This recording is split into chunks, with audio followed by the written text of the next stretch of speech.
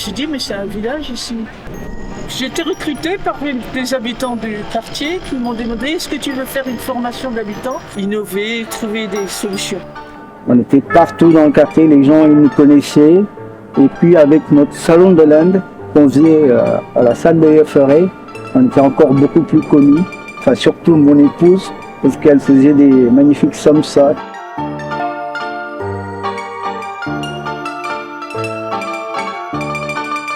Et devant, là-haut, on pouvait voir la piscine et il y avait une fraise avec le fond de la mer. Il y avait un garage là, et donc qui était censé être un garage à vélo.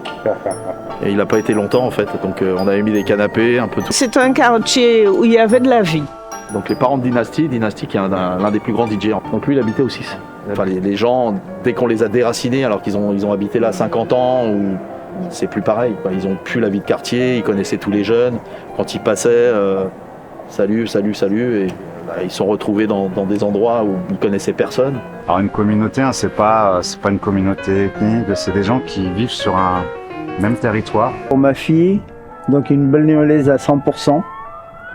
Donc nous on est adoptés, elle est née ici. C'était un quartier où moi, même tout gamin, il y avait déjà des choses comme ça. Il y avait une vie de rue assez intense, assez importante. Pratiquement tous les enfants jouaient au foot et on apprenait aux enfants à faire du vélo juste sur le porche qui est là.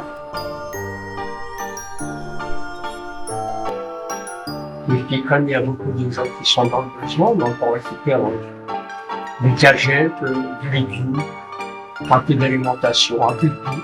Et puis on redistribue aux gens qui sont dans le besoin. En fait, tout le monde se connaissait, personne n'est laissé pour compte, quoi.